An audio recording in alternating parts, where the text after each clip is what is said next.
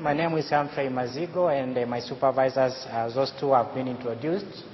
And my PhD topic focused on the epidemiology of human immunodeficiency virus and the Schistosoma Mansoni co-infection and its impact on anthelminthic treatment outcomes among HIV-infected individuals in fishing villages in Mwanza region, northwestern Tanzania. As part of the introduction, the two maps are showing the co-distribution of different helminth species and the HIV infection in sub-Saharan Africa.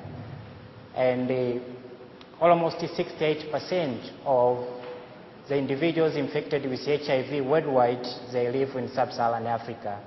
And 90% of those infected with schistosomiasis, they live in the same region. So if you take account into the global burden of diseases, you find that the two diseases, they contribute a lot. HIV alone contributes to more than 80 million, and the schistosomiasis almost 4.5 million. And if you are having a community which is co-infected by the two diseases, basically they will be carrying a lot of morbidities and the mortalities associated with the two diseases. Specifically in Tanzania, 52% of the population out of the 44 million individuals, 52% are estimated to be infected by schistosomiasis, and two species are important, Schistosoma mansoni and Schistosoma hematobium, and they have different geographical locations within the country. And the Schistosoma mansoni is located along the large water bodies, and this was the focus of this particular study, and it's basically the cause of periportal fibrosis, hepatomegaly, splenomegaly, and hepatosplenomegaly. And the death associated with schistosomiasis is basically due to portal hypertension, esophageal varices, and also characterized by vomiting blood. I'm specifically talking about this kind of parasites, which has a life cycle which alternates between the freshwater body snails of the genus Biomphallaria, and the human being serve as the definitive host for this particular parasite. And in terms of control of schistosomiasis in Tanzania, it's normally focusing in primary school children, where children are treated in their environments, and we have massive drug administration using praziquantel. But the problem with our control mechanisms does not involve the adult population, where the children are also coming from. They are not considered as risky populations and not included in the massive drug administration. So we reviewed the occurrence of schistosomiasis in Tanzania and the control mechanisms since the 19th centuries, early 19th centuries up to today. We have those informations. And in terms of HIV, the prevalence of HIV nationwide is 5.2%. And the prevalence varies between regions. As you can see in this map here, there is a lot of variation between regions in the countries, and because of different risk factors from one region to another. And also in the population, it varies by age, it varies by sex, and also by residential locations. And the fishing villages along the Lake Victoria are also marked as one of the high risk areas, although cannot compare with other East African countries. Now, because of the co-endemicity of the two diseases, co-infection also does occur in the populations in single individuals, and immunological studies have shown that there is an interaction to an extent that the two infections, they tend to influence the virulence of each other within the co-infected individuals. But the focus of this study was to see how does HIV contribute to the development of schistosoma-related morbidities as measured in terms of prevalence, intensity of infections, and also how does HIV itself does affect the outcome of treatment of Schistosoma mansoni. Let's see some information on how does HIV affect schistosomiasis. The central point for the pathogenesis of HIV is destruction of the CD4 cells. And these CD4 cells are very, very important for egg excretion efficiency of the schistosoma eggs in the infected individuals. transposition of the eggs, which are retained in various body tissues, depends on the CD4 cells. And also development of granulomas, which protect against the egg antigens coming from the melacidial stages within the eggs, is a function of the CD4 to stimulate the macrophage cells for fibrogenesis. And also stimulation of the eosinophil progenitors to release the eosinophils, which confer protections against the reinfection. That is a function of the CD4 cells. So if you are killing this kind of cells, meaning you're also affecting the outcome of schistosomiasis. So individuals may present with different stories involving this particular disease. You retain more eggs in the organs, which can end up causing some severe organomegalies. And also there's no fibrogenesis, which protects the organs against the egg antigens, can also cause some problems. And the study have shown that if you have lower CD4, you are likely to have lower eosinophils, because you are affecting the cytokines production from the CD4 cells. And in terms of treatment, it's important to note that we are deriving our hypothesis for these particular studies from the animal model studies which are done in the labs. And from the labs, pasquantine does not clear the infections in the immunodeficient mice, as these are modified animals. And some studies in human beings have shown that if we use the EPG, there's no difference. But it is important to know that these studies are conducted in areas with different infection intensities. But based on the other model of diagnosing schistosomiasis, based on antigen detections, basically those who are co-infected, they do not clear this particular infection. And some studies have concluded that probably the treatment it only affects the ability of the female worms to lay the eggs, but does not clear the infection. So we reviewed different aspects of the relationship between these two diseases, what was available in the literature. Basically, we have more questions than answers. So this is a drug which is the only antschistosome so far available, and it has been used for 30 years in Africa for treatment of the same disease. And the most important is that immunity is very, very important as measured in terms of CD4 cells and the antibodies in terms of the efficacy of this particular drug. So we thought that because for 30 years we have been having pasquantine in the markets in use, and for the same period we have been having diseases which affect the immunity, which also is important for the efficacy of the drug, could also be affecting its performance. And the several factors were described in the early studies to be contributing to the low efficacy of the drug, one of which was immunity.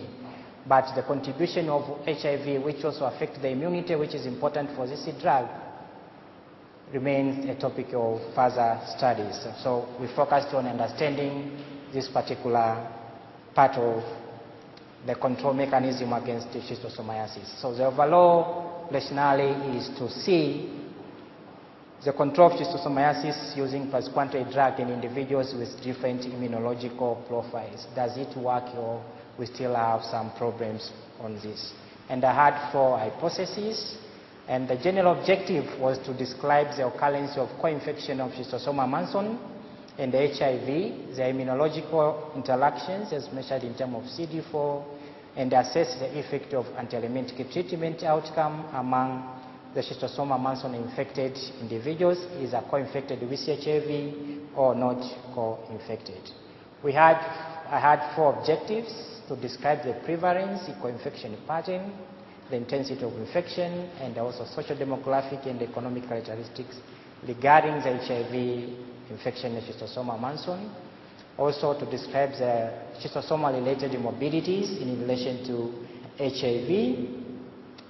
Also to compare the impact of treatment interventions using pasquantine on the prevalence and the intensity in relation to HIV, and also to see if the treatment still have effect on the organomegaly related to schistosoma infections, and also to compare the HIV plasma viral loads and the CD4 lymphocytes between those who are co-infected and those who are not co-infected, the HIV individuals. And also to see if the treatment have effect on HIV plasma loads and the CD4. After taking out the chemokines receptors responsible for the virus. So we conducted this study in northern western Tanzania. 4 villages were involved: the Kayenze, Sangabuye, Igombe, and Igalagala.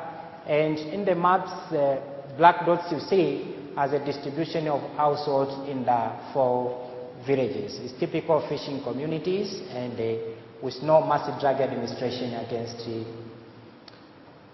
the adult populations. And they received the ethical clearance and approval from relevant boards, and also written informed consent from all the study participants. These were the inclusion criteria: individuals who have lived in the study village for 2 years, more than 2 years, age 21 to 55, and either sex was involved in the study. And we excluded individuals who were on ALT, antiretroviral treatment, those who had reported history of taking schistosomes, and on longitudinal survey we excluded those who had lower CD4 counts, and also pregnant mothers. So this is a flow chart showing the way I continued with the study. We started with a cross-sectional survey screening for HIV, getting those who were HIV positive, and then classify them based on their CD4 cell counts, followed these populations of high CD4 count for 6 months. And then after 6 months, we had another cross-sectional screening for schistosomiasis and also HIV again. And 3 months later after treatment, we assessed the effect of treatment. And after 12 months, we assessed the effect of treatment on organomegaries. That is objective 1. This was a cross-sectional survey involving that number of people, 1785. And these are the samples which we collected for this particular studies and the methods which we used to analyze those samples. Our study variables were prevalence of HIV, Schistosoma, Manson, and its intensity. And for statistics, those are the statistical tests we used for this particular study. So the overall prevalence of schistosomiasis was almost 48%, and the geometrical mean EPG for the whole study population who were egg positive was 183 egg per gram of feces, and the overall prevalence of HIV was 6%, and only 40% of those who were HIV were co-infected. So after analysis, there was no difference in prevalence or geometrical mean EPG between those who were co-infected and those who were not co-infected. And on a generalized linear model to see if HIV could predict this infection or as a risk factor for increasing intensity, HIV was not real factors on the bullet number 4. And also we tried to see if there is any correlation between intensity of infections and immunity as measured in terms of CD4. There was no any correlations. We tried also to see if HIV alone could be associated with Schistosoma Manson infections. Last year, HIV infections was not associated with Schistosoma Manson, but we saw being male and involved in fishing activities and also living in these particular villages were strongly associated with infections. It's just telling about exposure. Males are more exposed and involved in fishing is an exposure for this particular disease, and also the distance from the exposure site. We also wanted to see if HIV infection could be associated with intensity. As I said in the other previous slide on the two relationship, you can see HIV was not really associated with intensity of infection, except with being male or of young age groups and involvement in fishing activities, and also being illiterates were associated with schistosoma infection and also living in the study villages. So here we looked on the association between the immune status and the Schistosoma Mansoni infections. There was no any relationship, and it's telling you that the patient involved in this particular study mostly had very high CD4, which were very enough for the egg expression efficient process. That is objective 2. We looked for the organomegaries associated with Schistosoma Mansons, and this was part also of the cross-sectional study And these are the methods and the samples which we collected from the patients. And the study variables were periportal fibrosis, the size of the left liver lobe, spleen, HIV status, and the Schistosoma Mansoni infections, and those were the statistical methods. The overall prevalence of periportal fibrosis was 15%. And these were the grades which we saw in this particular population based on the NIME protocol provided by the WHO. And then we classified the prevalence of periportal fibrosis based on Schistosoma infections, and 52% of those who had egg positive of Schistosoma Mansoni, they had periportal fibrosis. But basically, if you compare those who are egg positive and those who are egg negative, there was no difference in terms of periportal fibrosis. And in relation to HIV cell status, 14% of the HIV infected individuals had periportal fibrosis, and those who were HIV negative, 15% had periportal fibrosis. And those were the grades on HIV infected individuals which we saw based on the NIME protocol. And we tried also to see if HIV infections could also be a factor in this particular grades of periportal fibrosis, but only being male and being of the age group 21 to 30 years and the residential time indicating an exposure time to Secario-infested water involving Schistosoma Mansoni. So we also compared the height-adjusted mean deviation of the organs. Is also based on the NIME protocol in relation to Schistosoma Mansoni and the HIV.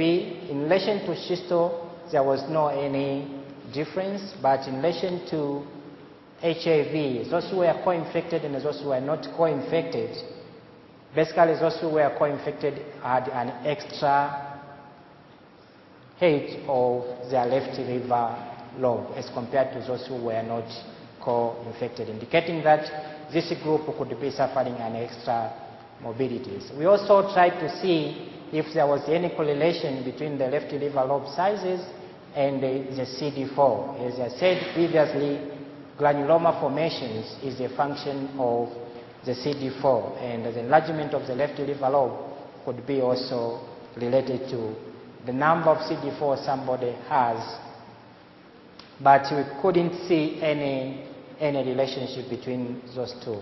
And we also tried to see that HIV could be associated with this particular morbidities related to schistosomiasis. For the left liver lobe measurements, there was no, HIV was not a factor, but age of the study participants, malaria infections, and intensity of infections remains as a factors.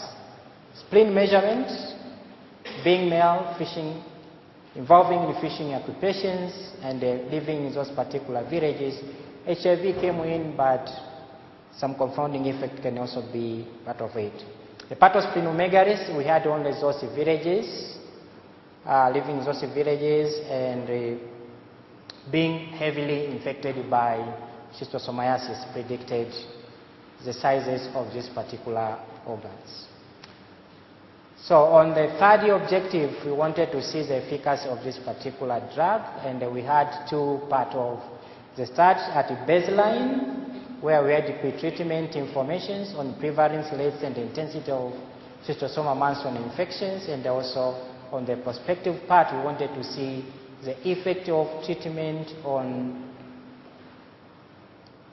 prevalence and the infection intensity, and those were the statistical methods which we used for the two parts of the study. And this is a flow chart on recruiting the patients and to the last follow-up of 12 weeks after treatment.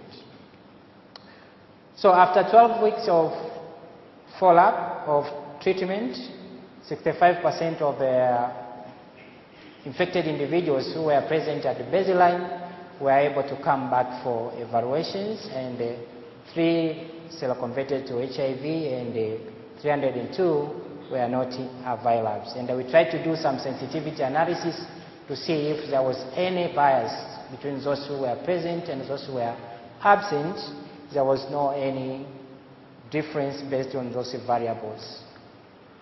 So the overall parasitological cure rate was almost 62% for the whole populations, but based on the HIV seroprevalence, the cure rates, parasitological cure rate for the HIV negative was 62%, and for the HIV Mansoni co-infected individual was 48%. And based on CD4, those who had lower CD4 counts, they had 43% cure rates, and those who were co-infected, they had almost 67%. So based on the infection intensity, the overall egg reduction rate for the whole populations was 77%. At the baselines, this was the geometrical mean EPGs, 174, and after 12 weeks, it was reduced to 39.2. And if you calculate the egg reduction rate, you get 77%, which is acceptable for the efficacy of the praziquantel. And if you look also for the infection intensity based on the HIV serostatus, the HIV negative attained an egg reduction rate of 77%, and the co-infected individuals, they attained a baseline egg reduction rate of 75%. And at baseline, you see those who are seronegative, they had 177 geometrical mean egg EPG, which decreased to 39, almost 40%, or 40. And those who were co-infected had 159, which decreased to also almost 40, and they had that particular egg reduction rates. So in relation to other demographic factors of the populations, looking at age, the youngest age group, 21 to 30 years, attained an egg reduction rate of 81%, and those who were heavily infected, they attained almost 95% egg reduction rate after 12 weeks of follow-up. So we also assessed if to see that treatment can also work in revising the sizes of these particular organs, which are related to inflammatory response of the eggs of schistosomiasis. And we had two parts of the study. We had a cross-section, and we also had a prospective part of the study. And we had these samples collected at the baseline and also collected during the follow-up, the 12 months follow-up. And at 12 months, we were interested to see any change in the sizes of these particular organs after 12 months of treatment. And the methods we used were those provided there for the baseline, for the cross-section survey, and also during the longitudinal survey. So after 12 months, we had only 400 individuals who came back for screening and also ultrasound measurements after treatment.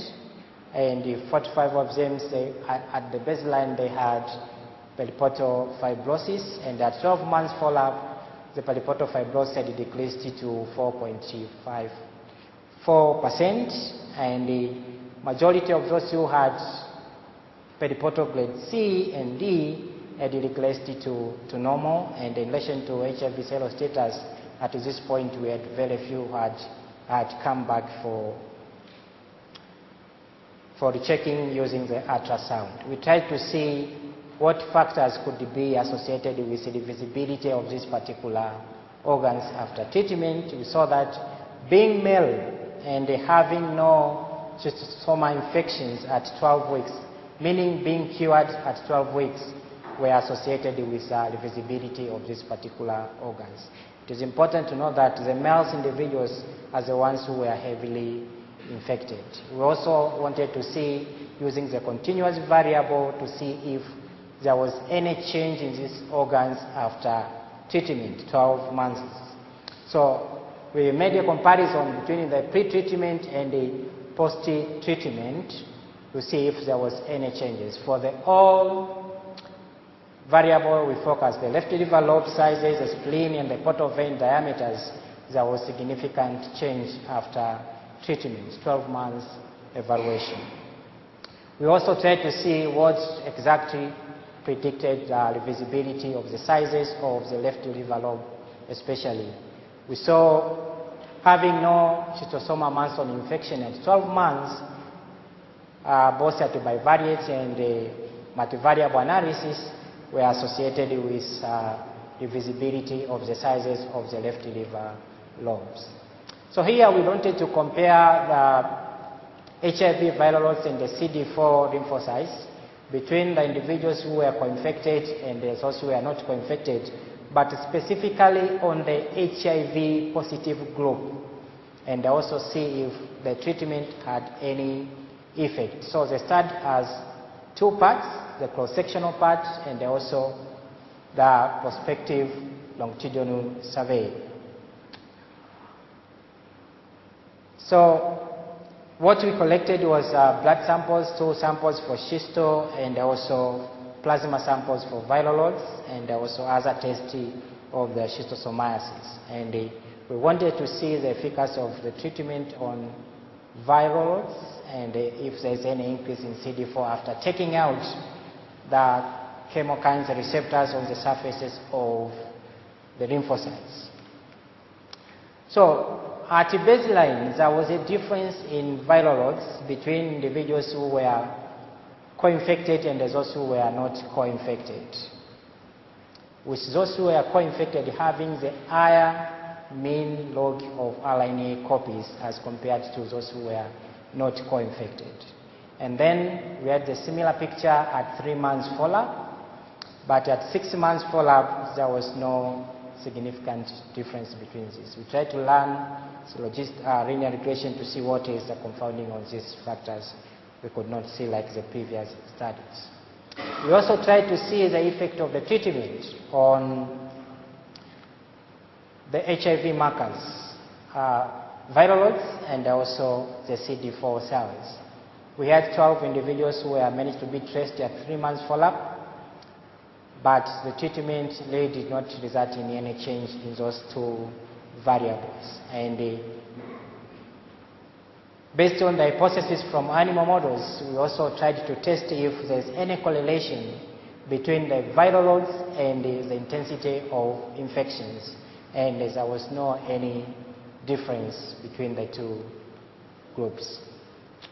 So for these particular villages, we have seen that HIV and the Schistosoma Mansoni does occur, and the individuals are co-infected, but at relatively small proportional because of the low prevalence of HIV, and we could not see any difference in prevalence of Schistosoma Mansoni's infection or the intensity of infections in relation to HIV cell status, similar to some other observations, and also inconsistent from other observations.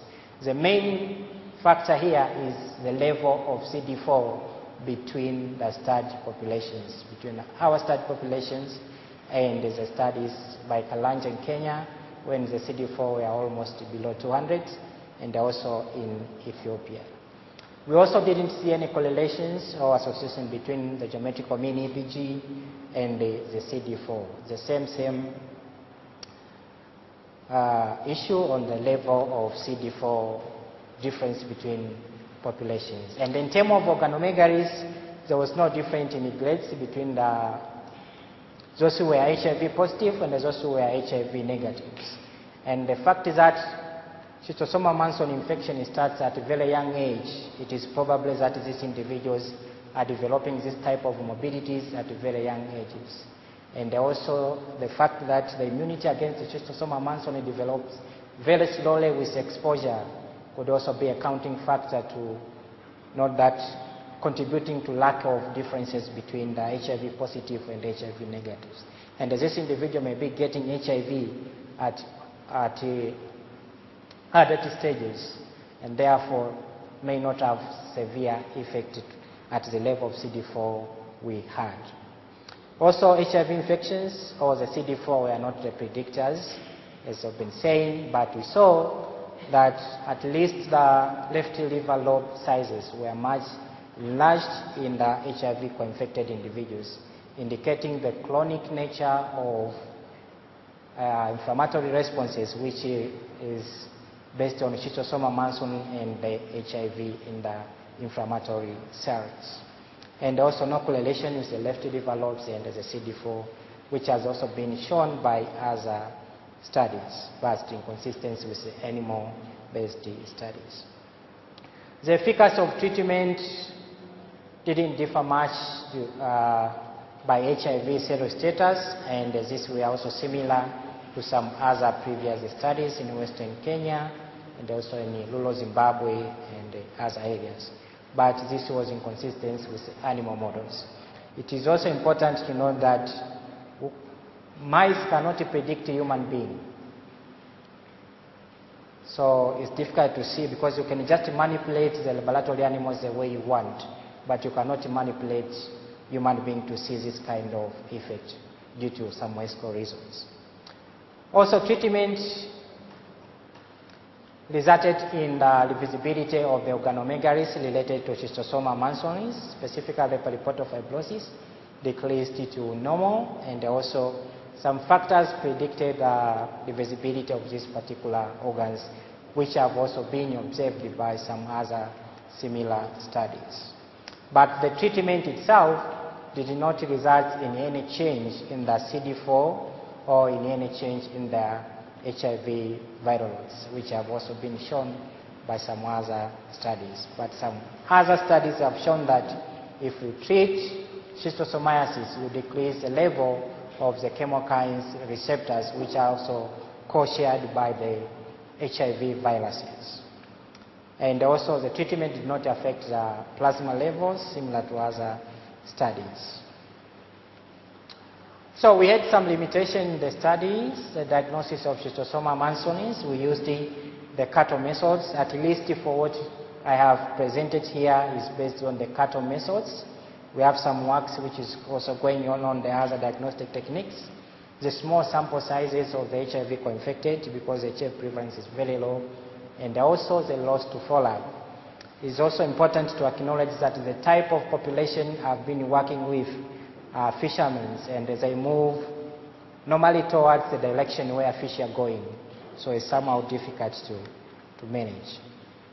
So in conclusion, the study villages are endemic to the two infections, and the schistosoma-related periportal fibrosis and the spleens, they also occur in the populations, but we see similar patterns, similar grades of the enlargement between the two populations, and also HIV infections or the CD4 were not associated with an increased risk for heavy intensity of infections or severe organomegalies. And also the treatment had the effect on prevalence, on intensity of infections, and also in the S-Mansoni-related morbidities, but did not have any effect on the CD4 counts and the plasma virals. Also, issues of the sample sizes can also contribute to the lack of observations of those changes. In the recommendations, we recommend the inclusion of the adult populations in the massive drug administrations because currently they are not part of it because of the cost, as it has been put always, but we have shown that they do suffer from this kind of morbidities related to schistosomiasis, including the other complications. Periodic monitoring of the postquantile is also very important because so far it's the only drug we have for 35 years almost now for treatment of schistosomiasis. Routine screening of schistosomiasis in HIV patients attending care in the treatment clinic. Out of this book, we have shown that those who start ALT while co-infected with schistosomiasis, they have delayed catch-up in increase in CD4 counts as compared to the other part who start the same treatment while they are not co-infected with schistosomiasis. So it can also affect some outcome of the ALT treatments. And on further studies, we need some more information on the relationship between the two infections And also the use of multiple diagnostic techniques for schistosomiasis is very, very important out of cattle, which has also its limitations. And also, probably we might see more effect of the treatment of schistosomes on the HIV markers in the children who always carry highest infection intensity as compared to the adult individuals. So these are some of the fieldworks.